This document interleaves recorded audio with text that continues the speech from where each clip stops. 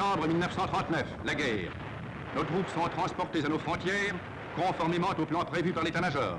Mai 1940, malgré les bombardements allemands intensifs, les installations ferroviaires, les transports de troupes et de réfugiés sont assurés d'une façon remarquable.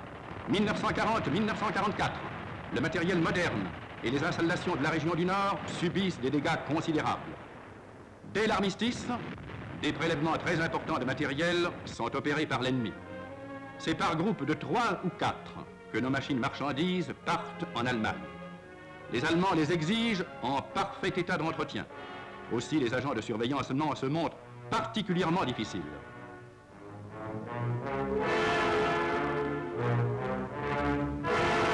Sur chaque machine est fixé un panneau indiquant la destination et l'itinéraire.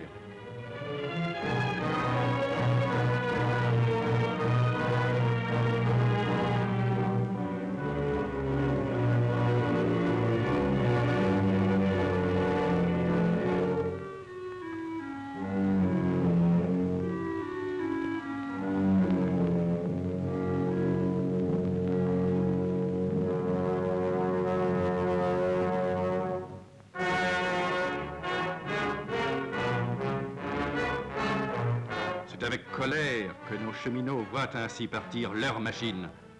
Mais il est encore trop tôt pour s'opposer à ces départs. Ils sauront prendre leur revanche. Patience.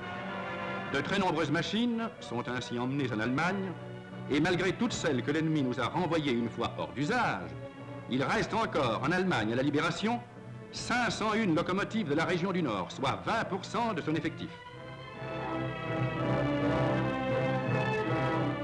La résistance maintenant est organisée. Il faut à tout prix paralyser les mouvements de l'ennemi.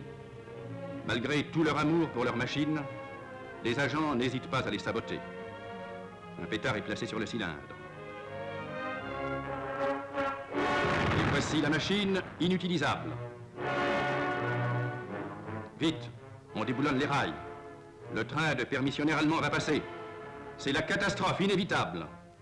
Et chaque jour, malgré les risques qu'ils font courir à leurs camarades, mécaniciens et chauffeurs, des cheminots n'hésitent pas à faire dérailler les trains, obstruant les voies principales, complétant ainsi l'action des bombardements.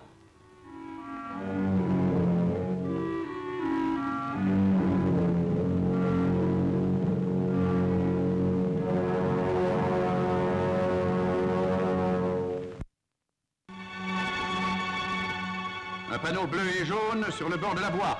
Alerte!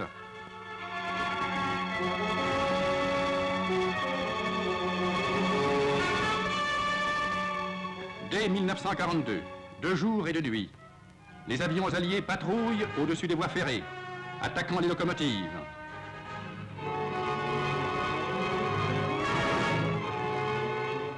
Le mécanicien et le chauffeur et un troisième agent placé spécialement pour surveiller le ciel guettent les avions qui leur sont signalés.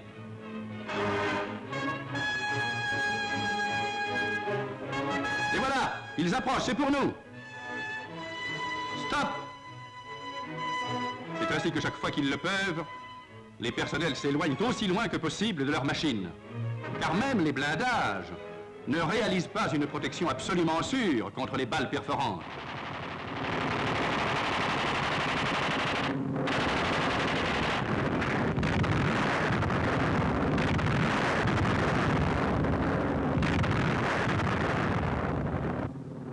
Mais ce sont les bombardements qui causent le plus de dégâts. Depuis 1942, les centres ferroviaires sont soumis à leur action.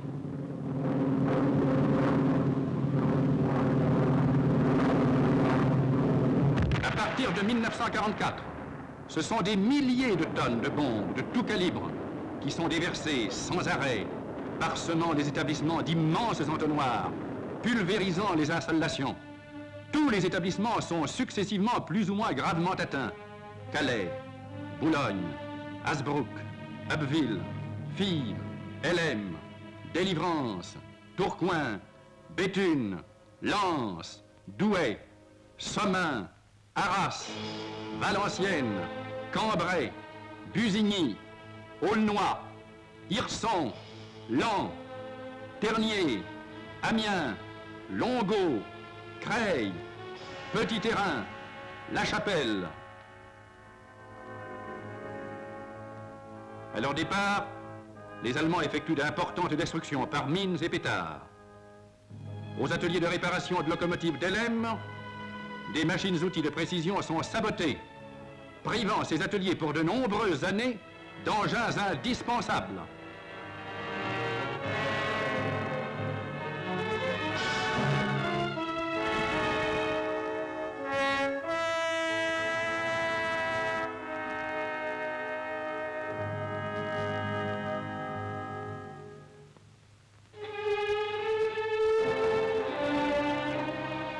Sans l'intervention des FFI, qui derrière les Allemands éteignent les incendies, coupent les fils des mines, les dégâts seraient beaucoup plus considérables encore. Pendant l'année 1944, sur 2450 locomotives à l'effectif de la région du Nord, 923 sont gravement avariées par bombardement. 341 par mitraillage, 178 par sabotage des agents français de la résistance, 63 par les Allemands à leur départ. Sur les 1505 machines ainsi gravement avariées au total, la part des bombardements correspond à 60%. Celle des mitraillages à 23%. Celle des sabotages de la résistance à 12%. Celle des sabotages par les Allemands à 5%. Mais le nombre de machines immobilisées est en réalité beaucoup plus élevé, car les ouvriers sabotent volontairement les réparations et entravent la production. Aussi, ce nombre augmente rapidement de mois en mois pour atteindre, à la Libération, le chiffre de 2150, soit 90% de l'effectif. À la Libération, il ne reste plus que 300 machines en état de rouler, soit seulement 10% de l'effectif. Les bombardements alliés réussissent à empêcher l'ennemi de concentrer rapidement ses forces. Complétés par les actions de la résistance, ils paralysent complètement les mouvements des troupes allemandes par fer et sont un facteur décisif pour le succès du débarquement et pour la libération de la France.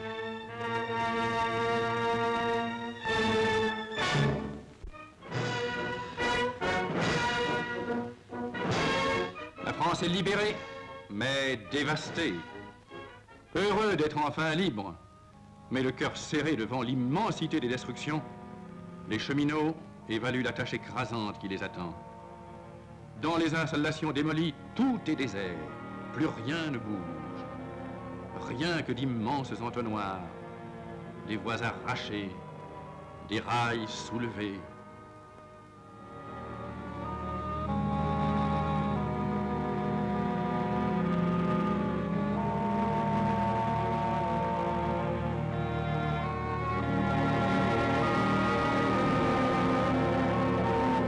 D'immenses blocs de béton amoncelés les uns sur les autres, recouvrant machines et matériels.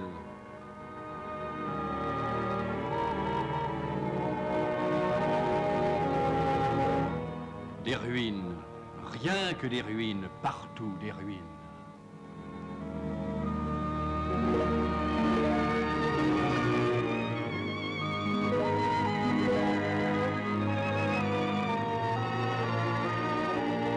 Des machines éventrées, plus d'1 millier gravement avariés.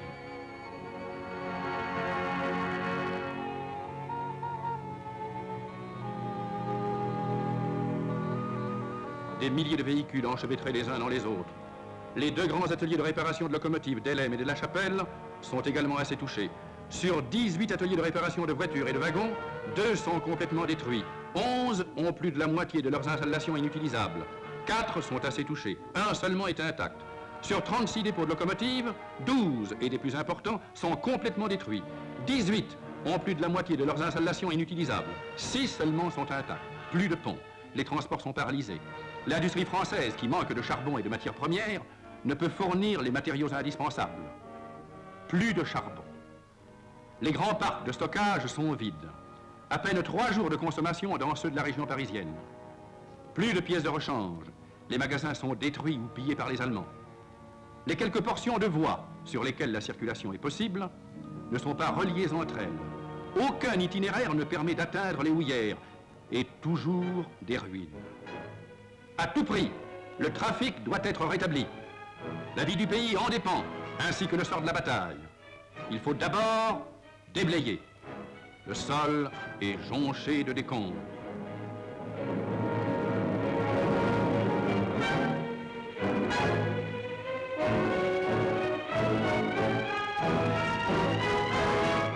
Au début, les déblaiements sont extrêmement lents. Les moyens dont on dispose sont si faibles. Nos agents, presque tous sinistrés, sont dispersés.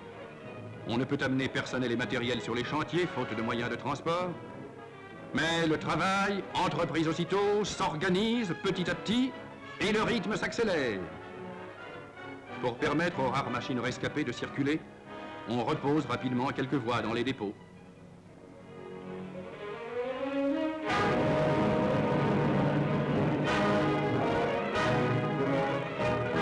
On rétablit hâtivement quelques fosses de visite et de réparation de locomotives.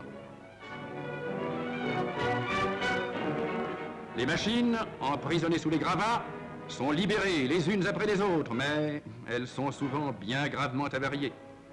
Les sous-stations électriques sont détruites, privant les ateliers du courant. Les moteurs sont arrêtés. Les bras remplacent les moteurs.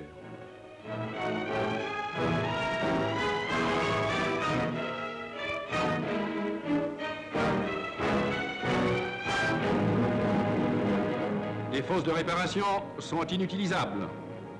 Pour réparer cette timonerie de frein, l'ouvrier n'hésite pas à se glisser sous la machine, malgré l'eau qui y stationne.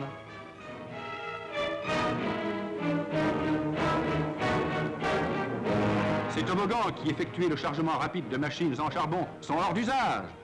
Les tenders sont chargés à la pelle.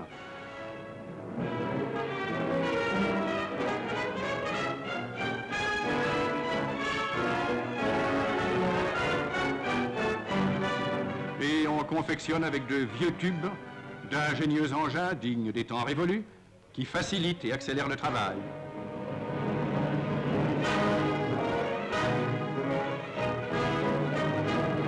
Les châteaux d'eau sont détruits. L'eau de première nécessité dans un dépôt manque. Et les machines doivent souvent faire de longs parcours pour aller se ravitailler.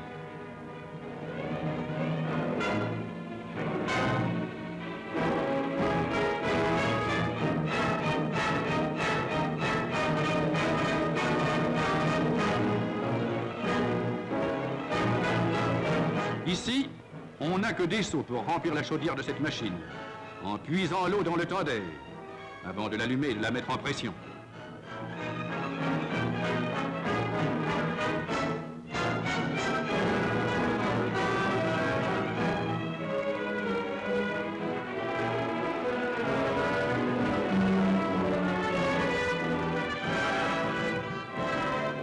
Les trous de bombe sont des réservoirs improvisés qu'on est heureux d'utiliser, faute de mieux.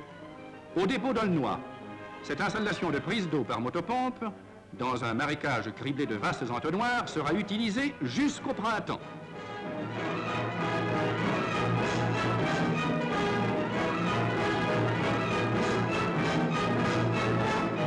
Les installations, appelées centrales thermiques, qui fournissaient l'eau chaude nécessaire pour nettoyer périodiquement les chaudières de locomotives, sont détruites. Elles sont remplacées par des locomotives utilisées spécialement à cet effet.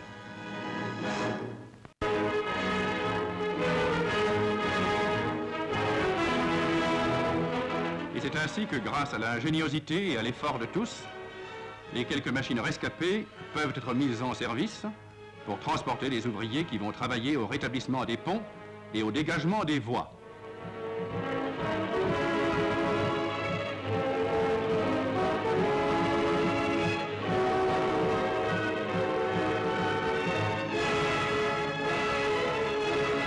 Les gares et les triages sont bloqués par plus de 10 000 véhicules. Parmi ceux-ci, 5 500 sont à dépecer.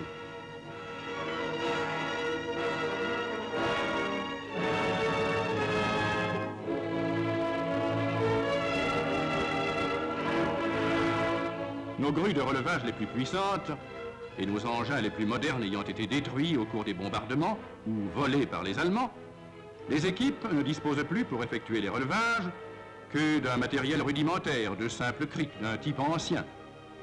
Aussi, le travail est long, pénible et dangereux. Mais petit à petit, les voies principales se dégagent et aussitôt, des autorails rétablissent les premières liaisons avec les grandes villes de province. Ils consomment du gasoil camouflé aux Allemands pendant l'occupation.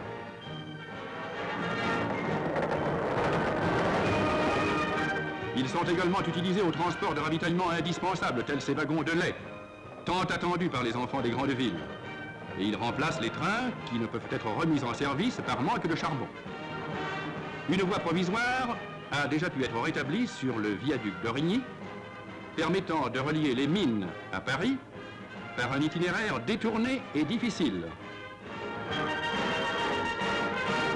Parti des Houillères, le 9 septembre, le premier train de charbon n'est arrivé au Bourget que le 14, après un parcours d'une durée de 4 jours. Son arrivée a été solennellement saluée, car elle marquait l'ouverture de la route du charbon. Des ateliers dits de desserrement travaillent activement.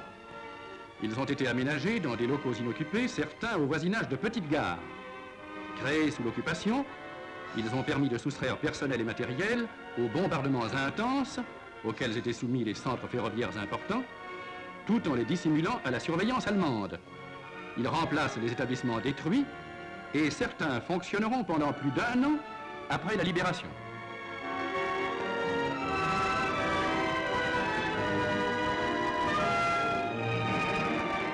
Même en pleine ville, d'importants ateliers de réparation ont été montés de toutes pièces, dans des bâtiments loués à des firmes privées. À Lille, aux établissements du Jardin.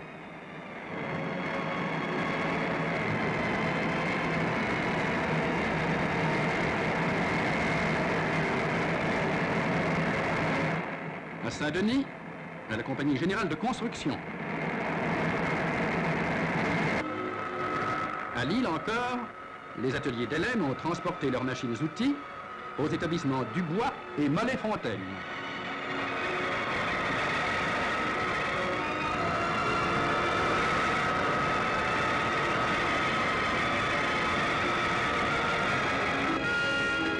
Plusieurs fois par jour, des camions y apportent les pièces à usiner, ramènent celles qui sont terminées, assurant ainsi la liaison entre les différents ateliers. Ces mouvements de pièces nécessaires sont loin de faciliter et d'accélérer le travail.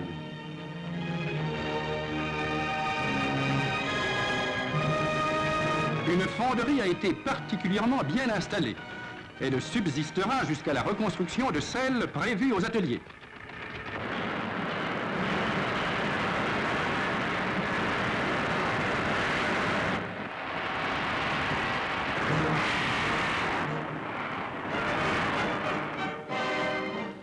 Pendant les mois d'octobre, novembre et décembre 1944, les travaux de déblaiement se poursuivent de plus en plus activement.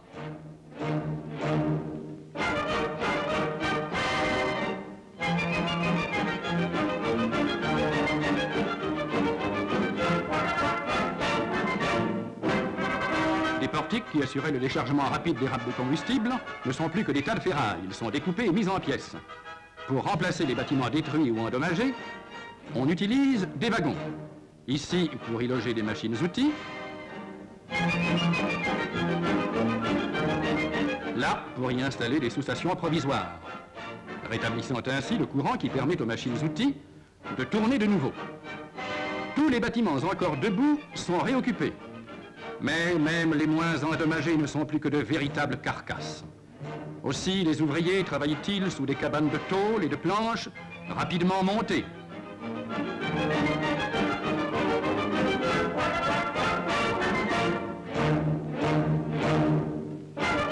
Dans bien des établissements où les ateliers sont entièrement détruits, ces cabanes sont installées en plein air.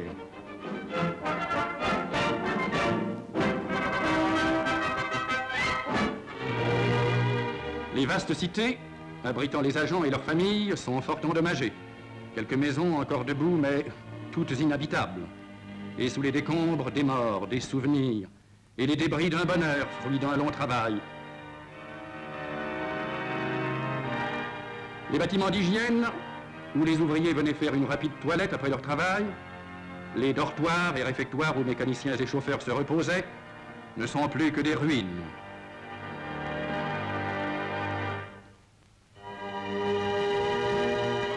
Ces tas de pierres, ce sont les seuls restes de coquettes maisons d'autrefois, dont on aperçoit l'entrée. Ce panneau indique encore les rues, aujourd'hui désertes. Dans la cité d'Aulnoy, sur 500 maisons, 5 seulement sont encore debout, ainsi que la petite église en planches, mais dans quel état?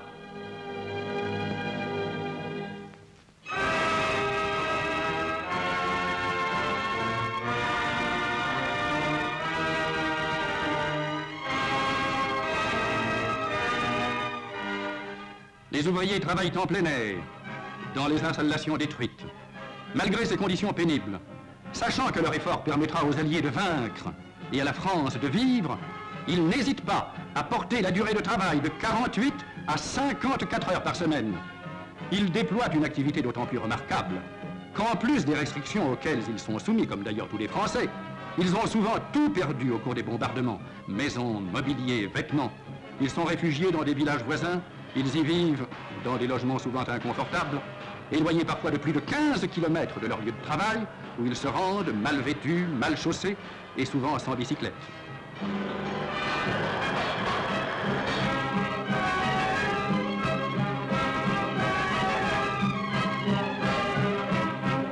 À la Libération, 2150 locomotives de la région du Nord sont avariées. Grâce à l'activité de tous, grâce aux efforts et à l'initiative du personnel de maîtrise, les locomotives sont réparées avec une rapidité surprenante. 3 mois plus tard, au 1er janvier, il ne reste plus que 914 locomotives avariées. Des résultats également remarquables sont enregistrés pour la réparation des voitures et wagons.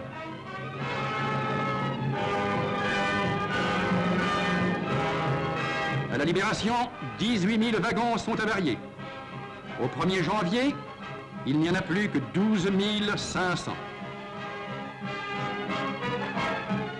De leur côté, mécaniciens et chauffeurs font un effort considérable. Il faut plus de 25 heures pour aller des Houillères à Paris. Et les trains sont remorqués en double équipe, une équipe se reposant dans une voiture pendant que l'autre travaille. Le relevage de tout le matériel qui encombre les voies des gares, des dépôts, se poursuit en même temps. 2 grues sur les 5 que possédait la région avant-guerre ont pu être remises en état. Quelques autres ont été louées à des industriels. Les relevages s'effectuent beaucoup plus rapidement qu'avec les crics, employés aussitôt après la Libération.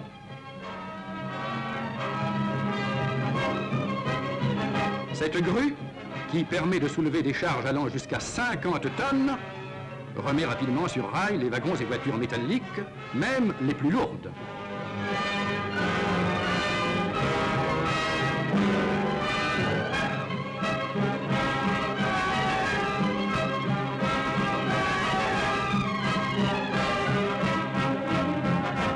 Ce wagon ne pèse que 10 tonnes. Aussi est-ce avec facilité que la grue le soulève et le repose avec précaution sur la voie.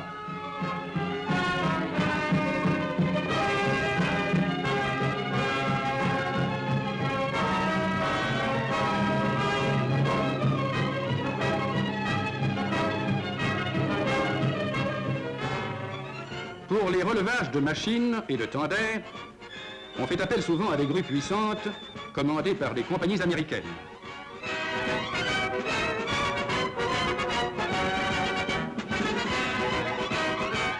Ce tender pèse 35 tonnes. Aussi, la grue américaine Big Baby l'enlève aisément et le place directement sur un wagon plateforme spécial.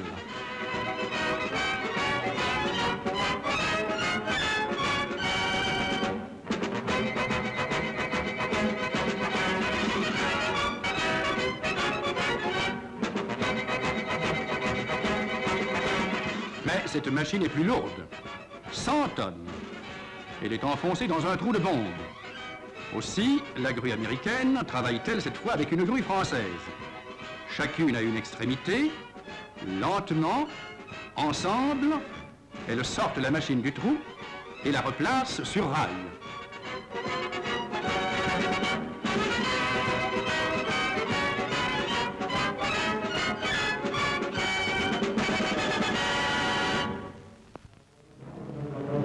matériel trop avarié pour pouvoir être réparé est découpé au chalumeau.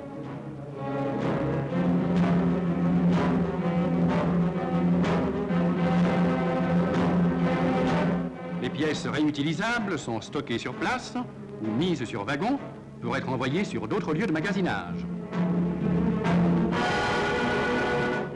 Au 1er janvier 1945, sur les 10 000 véhicules déraillés qui encombraient les gares, il n'en reste plus que 2300.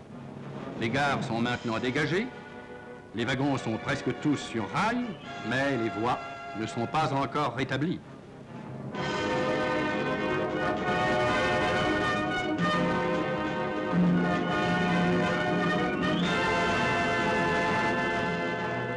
Janvier, février 1945, les grands froids, la neige. Même dans les ateliers les moins abîmés, la neige pénètre en abondance.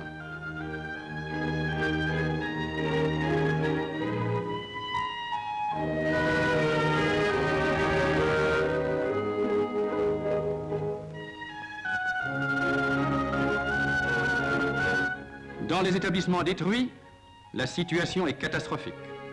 Les machines, remisées en plein air, gèlent. Et c'est au milieu des tourmentes de neige que les travaux de réparation et de dégelage doivent se poursuivre.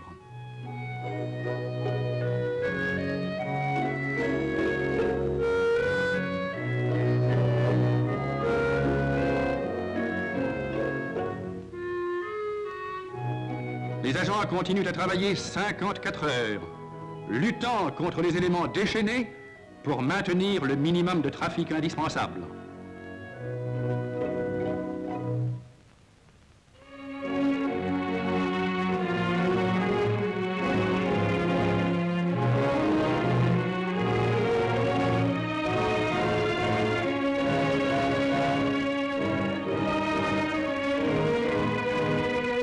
Les stocks et réserves en France n'existent plus. Il faut absolument faire passer quelques trains de charbon de ravitaillement. Ce train de lait circule tout de même. Il est impatiemment attendu par les enfants de Paris.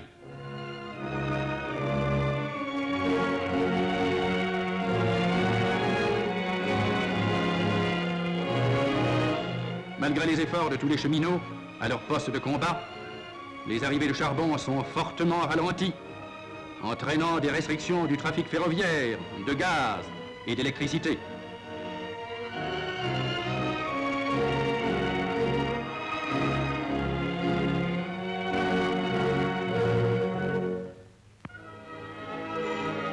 Au printemps, les déblaiements sont presque partout achevés. Sur les grands espaces, maintenant nus, la reconstruction va pouvoir être entreprise. La reprise des transports permet la livraison des matériaux.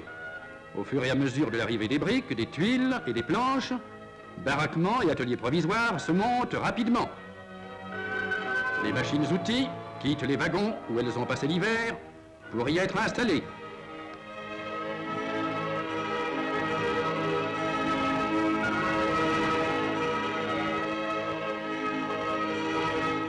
La reconstruction définitive ne peut souvent être envisagée. Les matériaux alloués sont trop réduits. Et pendant de nombreuses années, ces installations provisoires devront être utilisées. Aussi sont-elles soigneusement aménagées et rendues le plus confortables possible.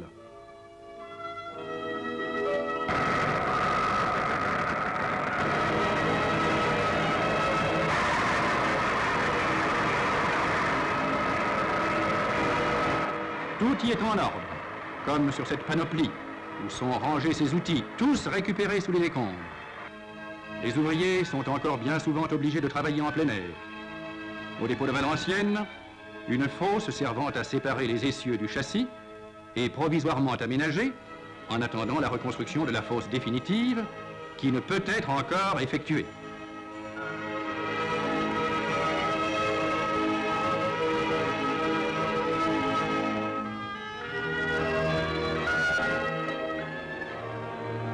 Toutes les anciennes installations sont remises en état. D'immenses échafaudages s'élèvent rapidement pour permettre la réparation de ces toboggans et de ces grands halls. Au milieu de l'enchevêtrement des échafaudages, l'activité des établissements continue.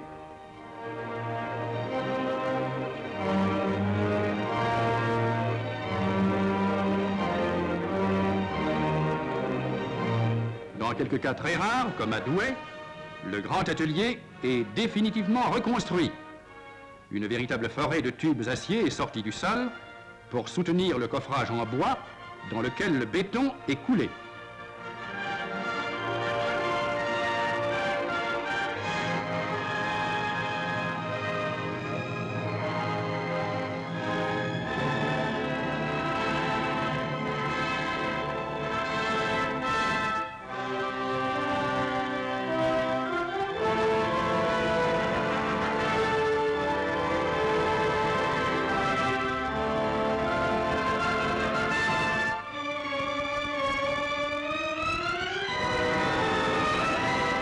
Au fur et à mesure que la construction avance, les échafaudages de tubes de fer se déplacent. Les progrès sont rapides.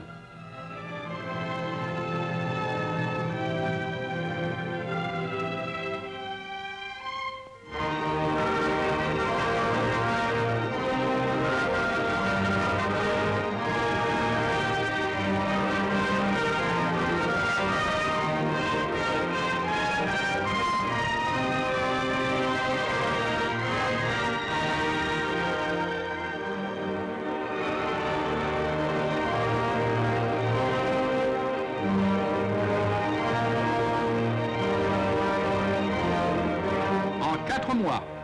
Les travaux sont achevés et au 1er septembre 1945, un an après la libération, le gros œuvre du bâtiment est terminé.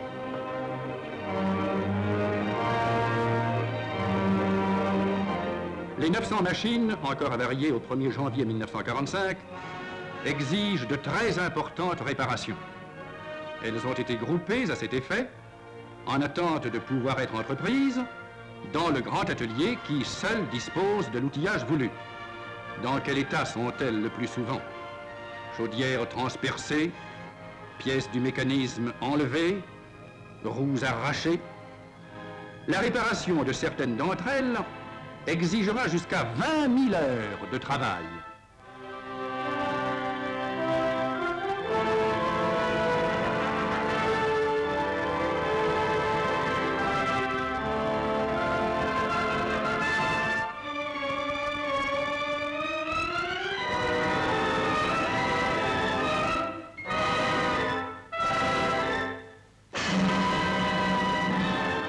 En raison du manque de matière et de pièces d'approvisionnement, on doit réparer toutes les pièces susceptibles de l'être. Les ateliers de la région du Nord, aidés par les usines de l'industrie privée, s'attaquent à la remise en état du matériel avarié.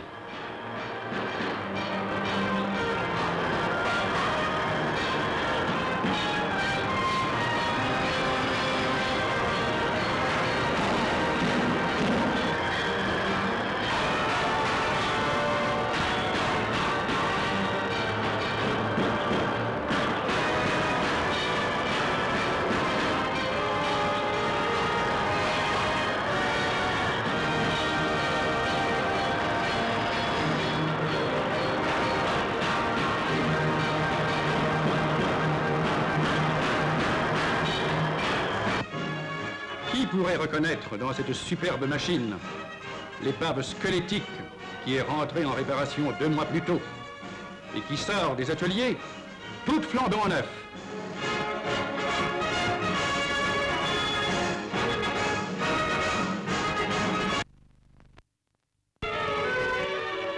Dans tous les établissements, pour permettre aux agents habitant loin de leur lieu de travail de trouver la nourriture indispensable à leur labeur, de vastes cantines ont été créées. Les jeunes enfants des cheminots prisonniers et déportés y sont périodiquement réunis, ceci pour essayer d'atténuer l'absence de leur père. Un an après la libération, tous les ateliers et dépôts sont maintenant remis en service. Ils assurent la révision du matériel remis hâtivement en état après la libération et l'entretien courant de celui qui sort de réparation. Si beaucoup ne sont encore composés que de baraquements provisoires, d'autres, moins touchés, ont repris leur activité d'avant-guerre. C'est ainsi qu'à l'atelier de Ternier, la réparation des wagons à la chaîne est rétablie.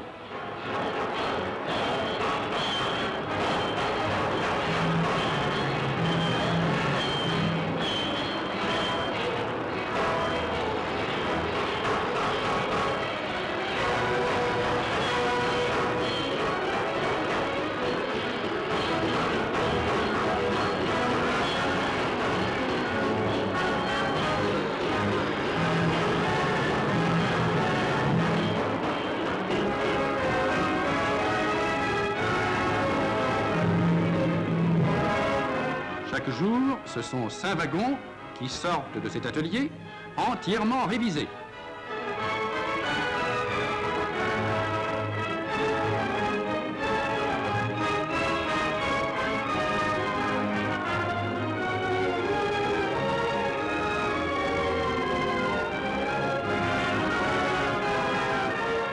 Les ateliers de machines d'Elhem ont repris les grandes réparations des locomotives. Dans le grand hall de montage, équipé de moyens de levage puissants, règne une très grande activité. Les machines-outils ont quitté les ateliers de desserrement et tournent à leur ancien emplacement. Une presse en aboutir, essentielle, a pu être réparée par un travail de soudure remarquable.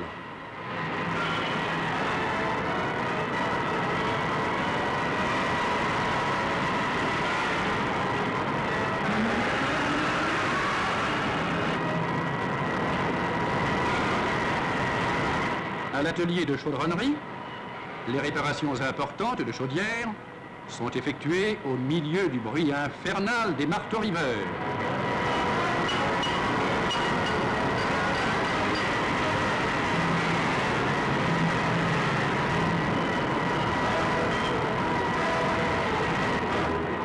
C'est à la cadence d'une tous les 3 jours que les machines sortent des ateliers.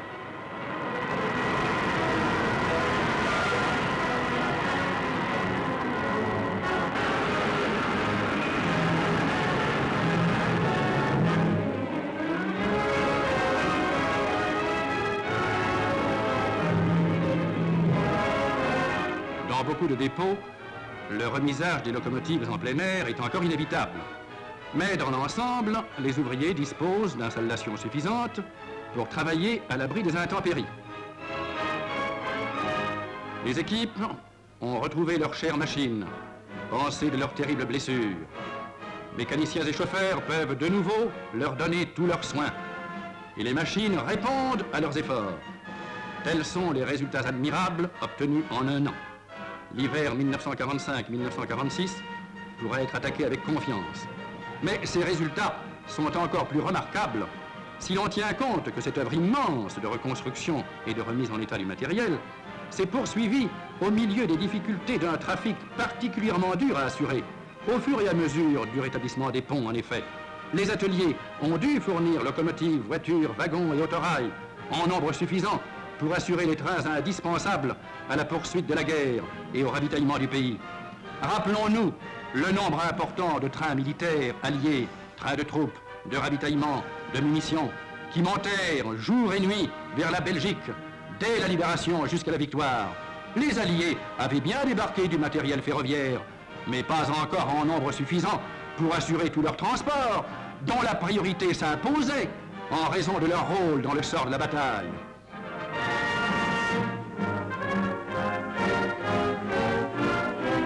Rappelons-nous ces nombreux trains qui, pendant tout le printemps et l'été 1945, rapatriaient nos prisonniers et déportés, rendant à leurs familles plusieurs centaines de milliers de Français arrachés des geôles et bagnes allemands.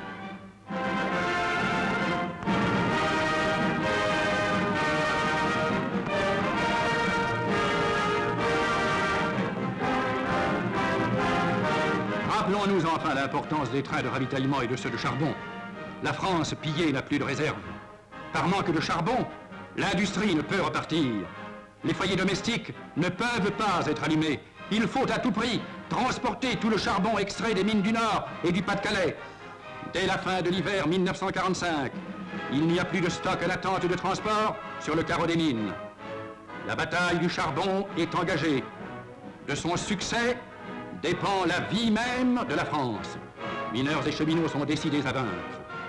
L'effort accompli ne peut être mieux traduit que par l'examen du trafic assuré.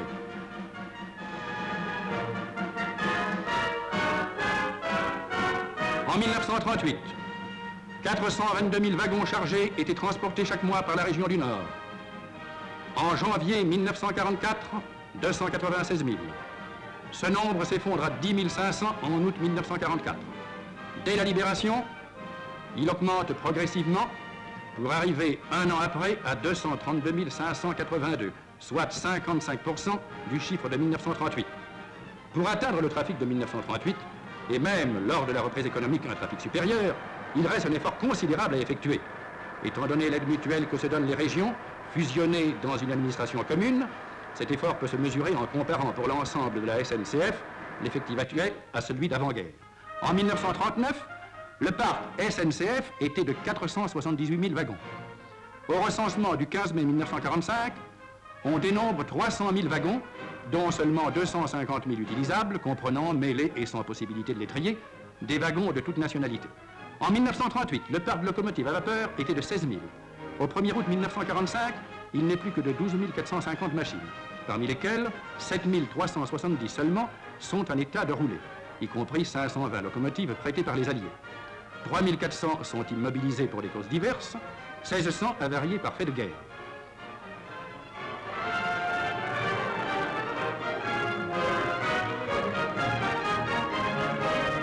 D'importantes commandes de locomotives ont été passées aux États-Unis. Au début du mois de novembre 1945, débarquaient les 12 premières d'une première commande de 700. Une seconde tranche de 640 a été notifiée. Au mois d'août 1945, un sixième seulement des locomotives se trouvant en Allemagne est rentré en France. Les machines sont en très mauvais état et sur toutes on peut lire cette même inscription que la propagande allemande a fait peindre partout. Roues, vous devez tourner pour la victoire. Ces roues n'ont pas tourné pour la victoire allemande, suivant ainsi l'exemple des cheminots français dans leur résistance à l'ennemi. Le souvenir de tous ceux qui sont tombés pendant ces 5 années est religieusement gardé. À chaque anniversaire de nos journées glorieuses, un pieux hommage leur est rendu. Leur exemple guide les cheminots dans la voie du devoir. Placés au premier rang de la résistance, nombreux sont ceux qui ont trouvé la mort dans les camps de représailles allemands. Exposés journellement aux bombardements, aux mitraillages, nombreux sont ceux qui ont été blessés ou tués à leur poste. Malgré leur souffrance, beaucoup ont tout perdu, beaucoup ont à déplorer la mort d'êtres chers, de camarades tombés au hasard de leur mission. Malgré leurs conditions d'existence particulièrement difficiles, ils ont, envers et contre tout, assuré leur train. Ils ont suivi, avant même qu'elles soient prononcées, ces paroles du général de Gaulle. Hier, il n'y avait pas de devoir qui l'emportât sur celui de combattre. Aujourd'hui, il n'y en a pas qui l'emporte sur celui de produire. Par leur initiative, leur dévouement, leur esprit de sacrifice, ils ont réussi à faire circuler sur les voies rétablies plus de trains qu'il n'était permis d'espérer. La France peut compter sur de tels hommes. Ingénieurs, agents de maîtrise, mécaniciens et chauffeurs, ouvriers et manœuvres des dépôts et ateliers de la région du Nord ont répondu et répondront toujours à son appel, car ils sont avant tout au service de la France.